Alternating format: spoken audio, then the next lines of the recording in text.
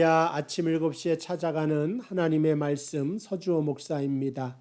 오늘 말씀은 사무엘상 20장 12절부터 17절까지 말씀입니다. 요나단이 다윗에게 이르되 이스라엘의 하나님 여호와께서 증언하시거니와 내가 내일이나 모레 이맘때에 내 아버지를 살펴서 너 다윗에게 대한 의향이 선하면 내가 사람을 보내어 내게 알리지 않겠느냐.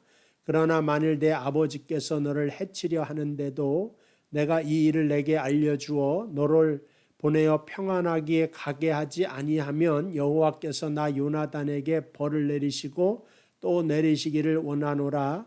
여호와께서 내 아버지와 함께 하신 것 같이 너와 함께 하시기를 원하노니 너는 내가 사는 날 동안에 여호와의 인자하심을 내게 베풀어서 나를 죽지 않게 할 뿐 아니라 여호와께서 너 다윗의 대적들을 지면에서 다 끊어 버리신 때에도 너는 내 인자함을 내 집에서 영원히 끊어 버리지 말라 하고 이에 요나단이 다윗의 집과 언약하기를 여호와께서는 다윗의 대적들을 치실지어다 하니라. 다윗에 대한 요나단의 사랑이 그를 다시 맹세하게 하였으니 이는 자기 생명을 사랑함과 같이 그를 사랑함이었더라. 아멘. 오늘 하나님의 말씀을 보면 다윗과 사울의 아들인 요나단의 아름다운 관계에 대한 그러한 설명이 나옵니다. 요나단이 아버지의 사울 왕이 다윗을 죽이는 것을 막기를 원하고 또 그러한 것을 통하여서 다윗과 사울의 집에서 언약하기를 원한다 하는 그러한 장면이 나오고 있죠. 어쨌든 요나단은 왕위 계승자이고 권력의 정점 가운데 서 있는 사울의 다음 왕으로 내정된 사람입니다. 그렇게 생각하면 다윗은 이 이스라엘의 권력에서 가장 위협적인 사람이 됩니다. 자칫 잘못하면 자기 자신의 미래를 흔들고 또 자기 자신을 죽게 할 수 있는 그 다윗을 향하여서 오히려 원수 지는 것보다는 그와 언약을 맺고 오늘 17절에 있는 것과 마찬가지로 자기 생명을 사랑한 같이 그를 사랑했다 하는 편으로 그를 진심으로 사랑하고 그의 편이 되어서 커다란 도움을 주게 되는 요나단의 모습을 볼 수가 있습니다. 이 요나단의 마음은 하여간 이제 지난 장부터 계속해서 자기 생명과 같이 사랑했다고 하는 그러한 장면이 계속해서 나오는데 특별히 이 사랑과 오늘 말씀해 보니까 16절에 이에 요나단이 자신의 집, 그러니까 다윗의 집과 언약하기를 다윗과 언약을 했다는 겁니다. 이 언약과 사랑을 연결을 시켜서 설명하고 있죠. 그러니까 우리가 성경을 볼 때 신약과 구약으로 나눕니다.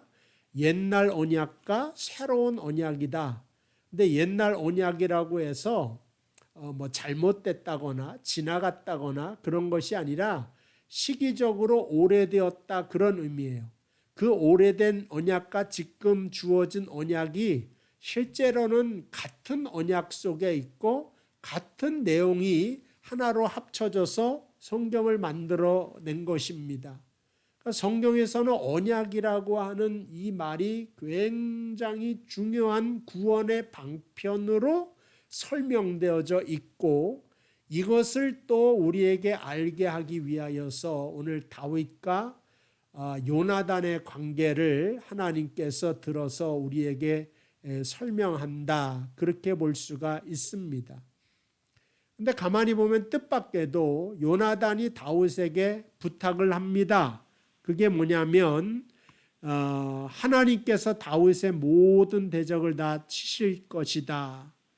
그리고 또 그에게 부탁하기를 인자함으로 내 집에서 영원히 끊어지지 말게 해달라. 그래서 내가 크게 되거나 혹시 하여간 하나님의 은혜 속에 있을 때 인자함을 베풀어서 우리 집이 계속해서 이제 유지하게 될 수 있도록 하는 그 언약 관계를 세우고 있는 것을 알 수가 있습니다. 여기서 이 인자라고 하는 말은 뭐 우리 말로도 인자함, 그럼 뭐 자비로움 이런 걸로 통하죠. 긍휼을 베풀어 주는 것, 그 다음에 뭐 은혜를 베풀어 주는 것. 성경에도 이러한 인자라고 하는 단어가 이러한 내용으로 다 번역되어져 있는데, 그런데 이 이스라엘의 유대인들은 이 인자함이라고 하는 단어 속에 이것 외에도 다른 개념을 이렇게 집어넣었어요. 그러니까 다른 나라들은 없어요. 유대인에게만 있는 겁니다. 그러니까 왜 인자함 속에 다른 의미가 있냐면 대부분의 나라에서는 인자를 베풀다, 이렇게 은혜를 베풀다, 그럼 높은 쪽에서 낮은 쪽에 이렇게 향하는, 그렇죠, 베풀어 주는 거지 않습니까? 그런데 이스라엘에게서의 이 인자함이라고 하는 것은 언약 관계랑 딱 매치돼 가지고 변함없고 한결같은 사랑에다가 대등한 관계라고 하는 뜻이 있어요. 이거는 하나님의 사랑과 언약이 동정하는 마음으로 주는 것이 아니라 그 사랑함이 더 크게 넘쳐나서 그 하나님의 위치에까지 우리를 끌어올리시는 거죠. 그게 바로 이제 아버지와 아들 간의 관계로까지 옮아가는 것을 설명해 주고 있는 것입니다. 세상에 어떠한 나라든지 신은 신이고 인간은 인간이지 인간이 신의 아들이 되는 법은 없습니다. 그런데 하나님께서는 그 구원 속에 언약을 심어두셨죠. 그 언약이 뭐냐면은 뭐 왕자가 공주님을 사랑하듯, 공주님이 뭐 평민된 남자를 사랑하듯, 뭐 영국에서도 영국 여왕이 평민과 결혼하니까 이 사람이 왕족이 되지 않습니까? 또 왕자랑 어느 평민 여자랑 결혼해도 왕자는 그 여인을 사랑함으로 끌어올려서 왕족의 지위에까지 올려놓듯이 하나님께서도 우리와 언약을 하신다고 하는 것은 그 구원이 동정하는 마음으로 그냥 뭐 하나 던져 주듯 던져주는 것이 아니라 하나님의 하나님 대신 신실하심과 모든 지혜를 다 모두어서 우리를 하나님의 아들과 자녀의 자리에까지 끌어올림으로써 구원을 이루실 것을 언약하셨다 이거죠. 그러니까 다윗과 요나단은 대등한 관계잖아요. 서로가 서로에게 부탁하는 관계잖아요. 그러니까 우리가 하나님과 대등하다 뭐 이런 뜻은 아니라, 말하자면 아브라함이 하나님과 친구지 않습니까? 그러니까 하나님이 친구의 자리에까지 올렸죠. 뭐 따지고 보면은 뭐 말이 안 되지만 아브라함은 내 벗이라고 말한 건 하나님입니다. 그건 뭐냐면 온전한 사랑은 동정을 초월해 있다. 내가 너 불쌍하니까 동정해 줄게, 동량해 줄게, 이러한 것이 진짜 사랑이 아니라 대등한 관계까지 가서 언약을 맺을 수 있는, 그 정도로 우리를 대접하고 계시는 하나님에 대한 설명이 오늘 사무엘상 20장의 요나단과 다윗의 관계를 통하여서 우리에게 설명해 주고 있습니다. 언약이라고 하면 창세기 그 12장을 지나칠 수가 없죠. 1절에 보면 여호와께서 아브라함에게 이르시되 너는 너의 고향과 친척과 아비의 집을 떠나 내가 내게 보여줄 땅으로 가라. 내가 너로 큰 민족을 이루고 내게 복을 주어 내 이름을 창대하게 하리니 너는 복이 될지라. 여기서 하나님께서는 아브라함에게 일방적으로 복을 언약하시고 약속하고 계시죠. 그러니까 그 주권적인 힘으로 하나님이 복을 주시는데 아브라함의 허락을 받을 필요도 없고 그것을 설명할 필요도 없고 보증을 세우실 필요도 없단 말입니다. 그런데 아브라함이 하나님과 점점 사귐이 깊어가고 알면 알수록 관계도 더 깊어져야 되잖아요. 관계도 더 발전해 가야 되지 않습니까? 그것이 바로 창세기 17장 드디어 아브라함과 하나님이 언약을 세우는 것입니다. 그래서 17장 2절에 내가 내 언약을 너와 너 사이에 두어 너를 크게 번성하게 하리라. 12장과 다른 점이 뭐예요? 언약으로서 내가 너에 대한 축복을 묶어놓는 장면이 이제 나오고 있습니다. 4절 보라 내 언약이 너와 함께 있으니 너는 여러 민족의 아버지가 될 것이다. 이 언약 속에 그래서 이제 할례라고 하는 명령이 나오게 됩니다. 할례를 이제 베풀어서 하나님 앞에 이제 신실한 다른 민족과 다른 것을 다르다고 하는 사실을 알려주고 그로 인하여서 이제 사라의 몸에 아기가 생길 것이다. 그때 이제 재밌는 게 17장 17절 아브라함이 엎드려 웃으며 마음속으로 이르되 100세 된 사람이 어찌 자식을 낳을까 사라는 90세니 어찌 출산하리요 하고 아브라함이 하나님께 아뢰되 이스마엘이나 하나님 앞에 살기를 원하나이다. 여기서 이제 그 하나님과 아브라함은 비교할 수가 없죠. 하나님은 그 주권하는 마음으로 일방적으로 모든 일을 다 할 수가 있는데 뜻밖에도 17장 17절 18절에 보면 하나님 앞에 감히 아브라함이 말을 해서 따져서 물어요. 하나님 어떻게 내가 100세고 아내가 90세인데 아이가 생기겠습니까? 그냥 하나님이 뭐 좀 모르시는 것 같은데 이스마엘이나 하나님 앞에서 살게 해 주십시오. 정말 친구끼리 이야기하듯 언약을 대등한 관계에서 하듯 하나님과 이렇게 make a deal, 딜을 하고 있는 아브라함의 모습을 발견할 수가 있는 것입니다. 이러한 언약에 대한 것, 우리를 벗의 위치에까지 끌어올리시고 하나님의 아들 예수 안에서 이제 그 언약이 더 발전하죠. 신약에서. 그래서 새 언약이 되는 거예요. 자녀의 위치에까지 끌어올려서 묶어놓으신 것을 알 수가 있는 것입니다. 우리가 신앙생활을 할 때 성령의 충만함이 사라지거나 하나님 앞에서 열심을 내지 못하거나 내 믿음이 흔들리는 것 같으면 내가 이렇게 구원받은 사람이 맞나 그런 생각이 들 때가 있어요. 근데 그것은 우리의 느낌이지 뭐가 있어요? 언약서가 있다. 언약서. 우리가 결혼을 하고 나서도 매일같이 결혼하기 전처럼 뭐 깨가 쏟아지거나 늘 마음이 설레거나 그렇지는 않죠. 이 사람이 나랑 결혼한 거 맞나? 부부 사이 맞나? 뭐 그럴 때가 있을 수도 있습니다.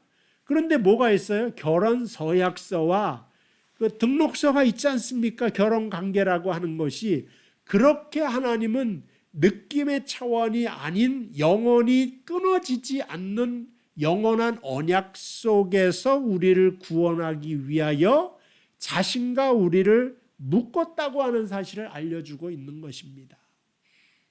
욥기서를 보시면 욥기서 1, 2장은 믿음의 사람이요 인내의 사람이죠. 그래서 우리가 신앙교육을 받을 때도 욥처럼 인내해야 된다. 이런 말을 하고 설교도 제가 한 적도 있어요. 하나님 말씀에도 그렇게 나타나는 것도 있고요. 근데 실제로 욥기서를 읽어보면 욥의 인내나 성실하심이 1장하고 2장뿐이 안 나오고 이제 3장부터는 하나님께 나와 불만을 말하고 억울함을 말하고 이상합니다. 이런 따지는 장면들이 계속해서 나오는 것을 알 수가 있죠. 근데 하나님은 더 이상한 것이 네가 뭘 하냐 이렇게 호통을 치는 것이 아니라 그 욥이 따져 물으시는 것에 답을 주시고 욥의 불만이 적절해 보이지 않지만 그것을 다 듣고 계시고 그의 불성실함과 무지함과 그 어리석음의 모든 불만의 내용을 다 기다려 주시고 들어주시고 그가 깨닫지 못하니까 나타나셔서 42장에 실제로 음성을 들려주십니다. 그리고 나서 욥이 뭐라고 말합니까? 내가 이전까지는 하나님에 대하여 듣기만 했는데 이제는 보기도 합니다. 그래서 욥이 완전히 항복하는 자리에까지 그를 데리고 가시는 것을 알 수가 있는 것입니다. 이것이 뭐냐? 하나님의 사랑이 우리의 위치를 이렇게 상하, 그 관계가 아니라 동정하고 내가 일방적으로 베풀어주고 그러한 것이 아니라 아들 양자의 자리에까지 끌어올려 아바 아버지라 말할 수 있는 건 뭐예요? 종은 주인에게 그러시면 안 됩니다. 이렇게 하십시오. 말을 할 수가 없잖아요. 근데 아들은 말을 할 수가 있어요. 이 말을 할 수 있다고 하는 것은 뭐냐면 하나님의 뜻을 물어서 그것을 이해하고 인격적인 마음으로 항복을 할 수가 있죠. 종은 저리 가라 그러면 그냥 가면 됩니다. 근데 마음으로는 그냥 항복이 안 될 수가 있어. 왜 이렇게 쓸데없는 짓을 시키실까? 근데 아들은 물어보잖아요. 하나님 아버지 왜 저리로 가라 합니까? 야, 저기가 더 좋은 장소고 저기가 먹을 것이 많고 뭐 이렇게 설명을 해 주실 거 아니에요. 그럼 가면서도 항복이 되고 감사한 마음으로 저리에 갈 수가 있는 거죠. 그러한 인격적인 관계, 사랑의 관계 안으로 우리를 초청하고 계시고 그렇게 이루어진 구원이 바로 우리의 구원이라고 하는 사실을 사무엘상 20장은 우리에게 설명해 주고 있는 것입니다. 오늘 또 하나님께서는 일방적으로 우리의 구원을 물론 다 이루시지만 그것을 우리와 또 연합하여 함께 하는 것으로 더 끊어지지 않는 언약의 사랑 가운데를 우리를 초청하였음을 감사드리면서 그 신앙 안에서 승리할 수 있게 되기를 주님의 이름으로 축복을 드립니다. 기도하겠습니다. 하나님 아버지 참으로 감사합니다. 인자가 무엇이 간데 하나님께서 그 영광으로 관을 씌우시며 아버지 하나 우리의 인자가 무엇이 간데 하나님의 구원의 자리로 초청해 주십니까? 그 초청받은 주인공이 우리라고 하는 사실을 감사하며 기억하며 우리 사랑하는 성도들과 함께 오늘도 하나님을 찬양하며 살아가기를 원합니다. 우리에게 더 커다란 놀라운 은혜와 은사로 베풀어 주시고 코로나 시대에 늘 강건하고 건강하게 지낼 수 있도록 인도하여 주옵소서. 예수님의 이름으로 기도하옵나이다. 아멘. 감사합니다. 내일 또 이 시간에 하나님의 은혜로운 말씀으로 여러분을 뵙도록 하겠습니다.